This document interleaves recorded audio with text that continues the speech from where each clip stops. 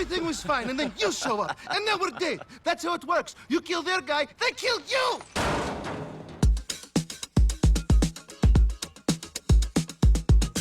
The current generation of video game consoles began with the launch of the Xbox 360 on November 22, 2005. The first contribution to the era from Rockstar Games the following year was not GTA, or Max Payne, or even Midnight Club. It was table tennis. It continued to support the PS2 instead of the 360 with Midnight Club 3, The Warriors, Bully, and Manhunt 2.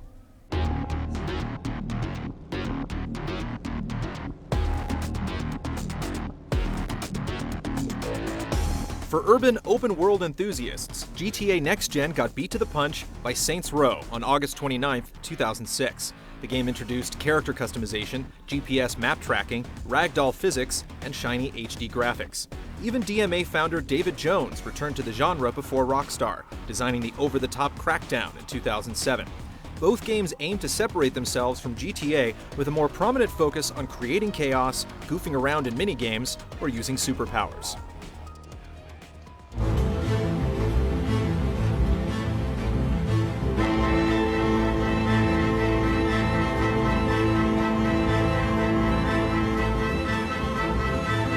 Rockstar let Peter Moore have the honors of announcing Grand Theft Auto 4 at Microsoft's E3 2006 press conference. The event would begin the largest wait fans have yet experienced for a GTA game. Starting in 2004, GTA 4's development utilized Rockstar's proprietary Rage engine, along with Euphoria for procedural animation. Over 1,000 people were involved in its development, and its $100 million price tag was the biggest ever at the time. The first trailer in March of 2007 confirmed the series was going back to Liberty City. Originally slated for GTA's typical launch month of October in 2007, it was eventually delayed and finally released on April 29, 2008.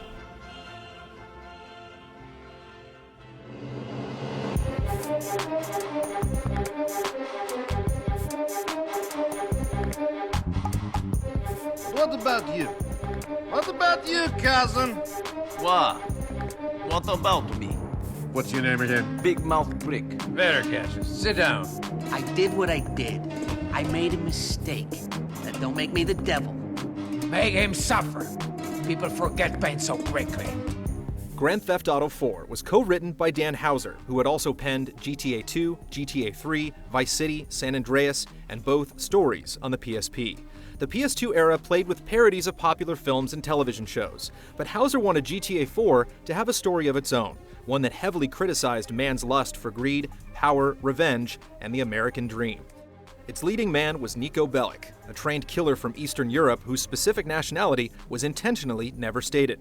After surviving the Bosnian War, Niko came to Liberty City to find two men he believed responsible for war crimes against him and the childhood friends he lost.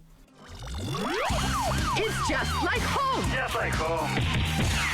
The women take advantage of you. And the police spy on you. Vladivostok FM.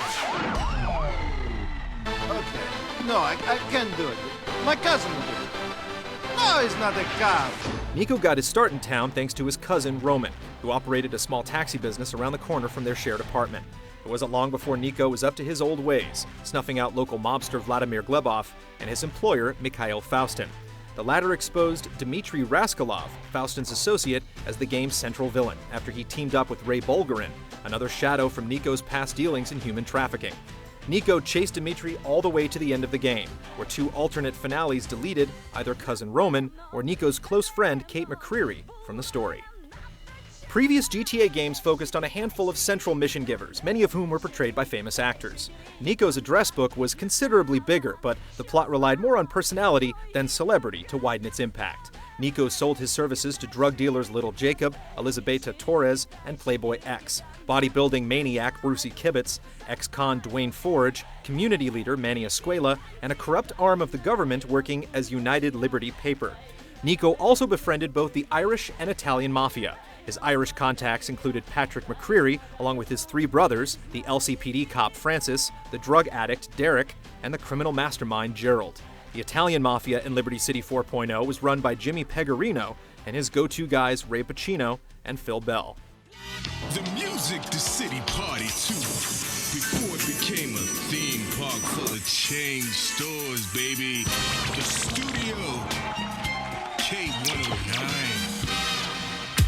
They don't build them like this back home. You think you can touch this shit? I own you! Nobody owns me! GTA 4 gave the player choices when it came to how ruthless they wanted Nico to be. Some mission targets could be slain or spared, and including the ending, 3 crossroads forced the player to choose to end the life of one main character over another. Relationship building carried over from San Andreas, allowing players to socialize with girlfriends and other acquaintances. Their fondness for Nico increased with each social interaction, and some friends offered perks when the relationship was strong enough. The studio with me, Carl. This is the music that sets the city free. They kept in touch through Nico's new phone, which stored numbers, text messages, cheats, and personal appointments. Nico could call a friend to hang out, and they could invite Nico in return. There were a lot of ways to share a good time. Pool returned from San Andreas, 2 bowling alleys opened, 2 different pubs offered darts, and helicopter tours took you around the city. Eating restored health instead of adding mass, and drinking booze made the player and camera lose control, a mechanic previously reserved for specific missions. The cabaret and comedy clubs featured live acts mocapped by live actors, including comedians Cat Williams and Ricky Gervais. Televisions in each safe house broadcast 3 channels featuring 8 original programs, and computers accessed an in-game internet for news and emails. We always use people like you. Someone with something to lose, but not much to live for. Liberty Rock Radio. What's in it for me? Man, you're cold! You didn't even blink! Love that! Fucking love that! I looked under chairs, looked under tables. I tried to find the key to 50 million fables. They call me the seeker. All over. I've been searching low high. End of the line. I won't get to give what I'm after till the day I die.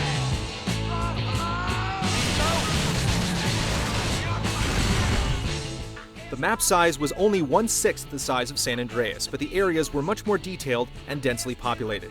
To keep players moving, taxis auto-drove to waypoints or popular landmarks, and the trip could be skipped for extra cash. Taxis could be ordered from Roman via the phone, also enabling Nico to restart failed missions instantaneously. Stepping in a cop car granted access to the LCPD database for digging up dirt on criminals from their official records. From Africa to America, when your country begins to feel like it's been overthrown by a bunch of war-crazed lunatics, it's time to tune into the funk on IF99. Let's go. Yeah, let's do this. All right, come on. GTA's gunplay was never known for its precision, an oversight Part 4 addressed with a brand new cover system. Now the norm in third-person shooters, it gave Nico much more versatility in how he engaged and survived each firefight. Lock-on and free-aim targeting was selected based on button pressure, each weapon featured blind fire, including grenades and rocket launchers, and target reticles allowed for fine adjustments while locked on for further accuracy.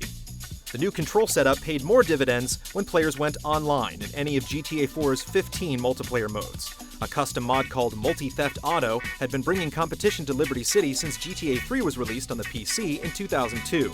But this was the first console-approved 16-player arena to test your thuggery skills.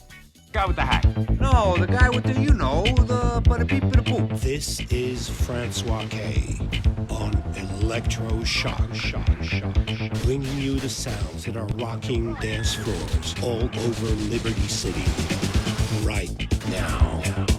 We can pick the game, Nico Bellic, but we cannot change the rules. For better or worse, this new GTA trimmed a lot of features tested in San Andreas. Gyms, barbershops, and tattoo parlors no longer changed the lead's appearance, vehicle customization was stripped, police bribes were removed, planes and tanks were declassified, and swimming below the surface of water was outlawed. The arsenal was also lighter, omitting favorites like the katana and minigun. These cuts were made so the team could focus on delivering the most realistic GTA to date. And critics agreed, Rockstar succeeded in doing so. Get your electrons together. It's the Roy Ayers Show. Fusion FM. How are you? Time of my life. Goddamn time of my life. Make things 1% better. That's enough. That's our duty.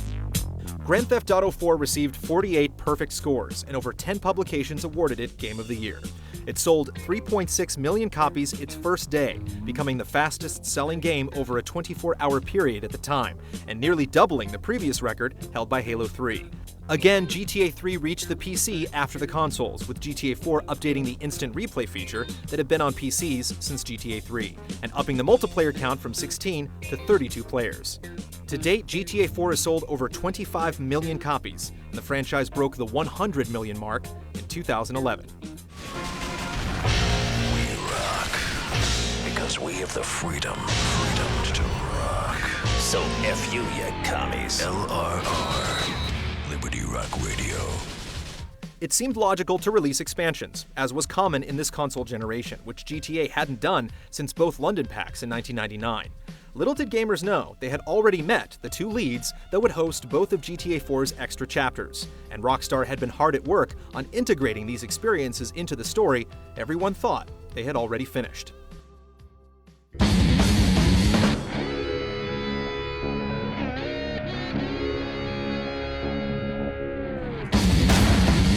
Gentlemen, shall we get the fuck out of here? Hey, stay in touch. Get my bike! What am I, your fucking dog? LCPD! Freeze, motherfucker! I said freeze! Put these assholes in the ground, brothers! It's so hard to get it nice again once the assholes at their party. The first was called The Lost and Damned, and it launched on February 17, 2009, exclusively for the Xbox 360. They were pissed, and they had a reason. It starred Johnny Klevitz of the Lost Motorcycle Club, and the story involved the rise and fall of him and his fellow bikers. Johnny ran the gang while its president, Billy Gray, was stuck in court-ordered rehab. When Billy got out, he went to war against the lost rivals Angels of Death, despite Johnny warning it would lead the gang to ruin. When he wasn't cleaning up Billy's messes, Johnny worked for Uptown Riders gang member Malcolm, Congressman Thomas Stubbs III, and his ex-girlfriend and drug addict, Ashley Butler. Several of his missions intersected with errands done by Nico in GTA 4. Johnny worked for Elizabeta, kidnapped Roman, and two of his buddies, Jim Fitzgerald and Jason Michaels, were iced by Nico. Okay, so the only surviving members are the ones who weren't cool enough to kill themselves with alcohol, drugs, and self-inflicted gunshot wounds. But they're still your favorite bands. Give me a stiff drink, some hard drugs, the road and my chopper, that's all I need.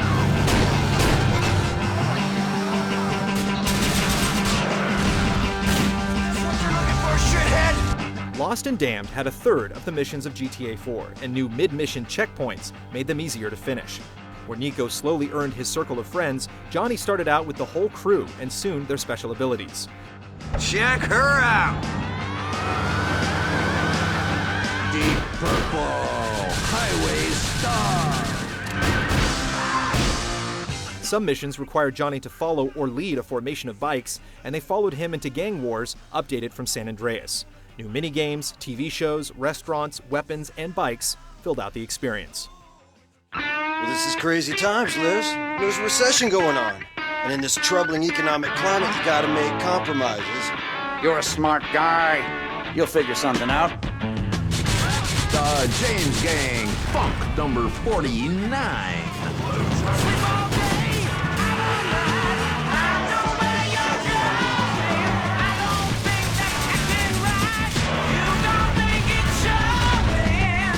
Lost and Damned set a record for first-day sales on Xbox Live. Microsoft reportedly paid $50 million for the exclusive rights to the first two expansions, and it paid off. Reviews were favorable, and controversy was high. One scene featured full-frontal male nudity, which angered parent groups that failed to see the irony in complaining about content in a game that was clearly intended and rated for adults. GTA 4's first expansion was a dark story with a sad ending, much like GTA 4 itself. The second and final chapter would take itself a little less seriously.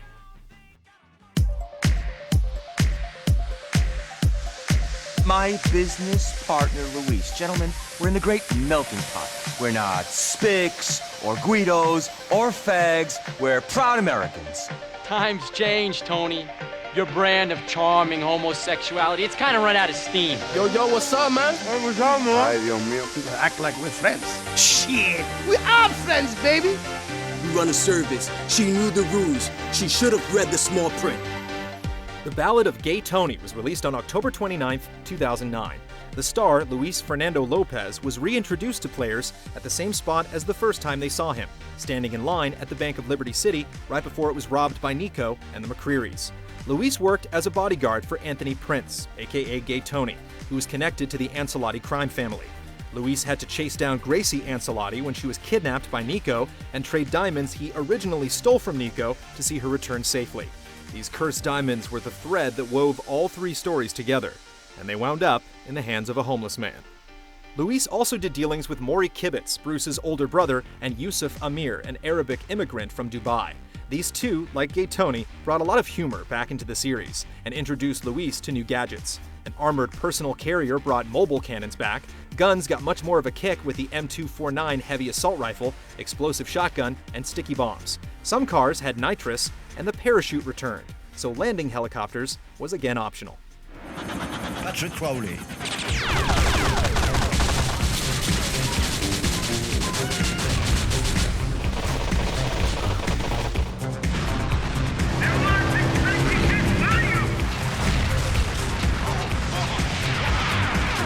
Club life played a big part in Gay Tony's Ballad, complete with mini-games for dancing and drinking. Luis managed Tony's club, Mason at 9, weeded out troublemakers, and did missions for celebrities, while Bahama Mamas and Hercules also opened for business. Luis also helped his friends Armando and Enrique grow their drug-running empire, golfed at Golden Pier Swingers, base jumped competitively, and slugged it out in an underground fight club. Puritanical times. We're bringing back the decadence. The studio.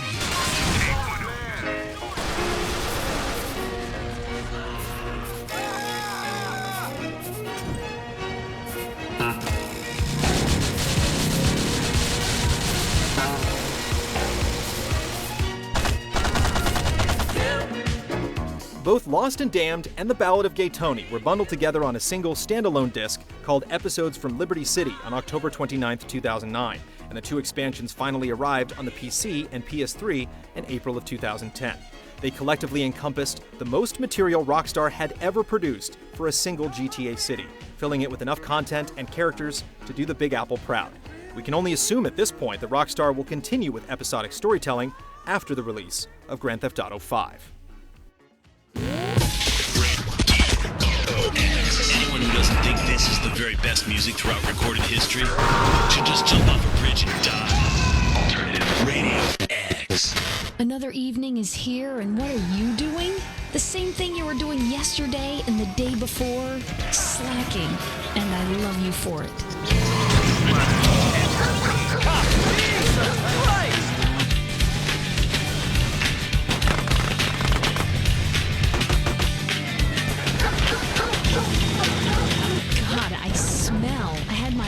Tattooed the other day, and the guy said that I can't bathe for 2 weeks.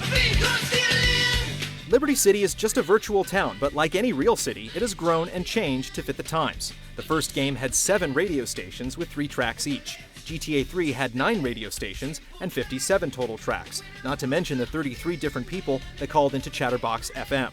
GTA 4 had 22 different stations, and excluding songs added in the 2 expansions, well over 200 tracks. More than twice the number of tracks featured in Rock Band 3. The number of vehicles ballooned from 66 in GTA 1 to over 120 in GTA 4.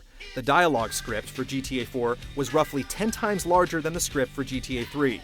The arsenal has jumped up and down in size over time, focusing on the tools necessary to tell the story. San Andreas had over 90 cheats, but GTA 4 dialed in only 17, again giving Nico bonuses to help him finish his objectives instead of tear up the town in a tank or fighter jet.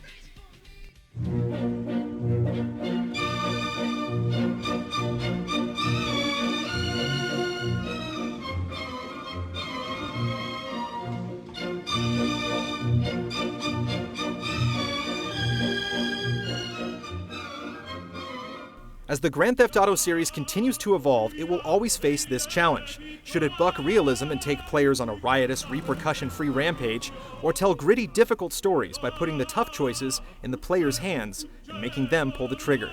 Some of its fans vicariously live the dangerous lives of the series' protagonists, while others skip the mission structure the first chance they get and start committing random felonies.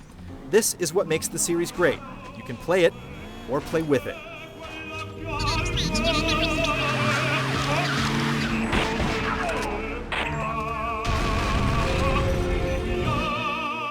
Grand Theft Auto didn't make a name for itself by just being a crime simulator. It's the relentless parodies, bustling environments, sublime playlists, exemplary acting, superb writing, and keen sense of pop culture chic that keep it humming along. The series has never shied away from controversy, and with any luck, it will continue to push the envelope of what is accepted in the medium. Either way, GTA stands as one of the most brave and brazen franchises in the industry, and we wouldn't have it any other way.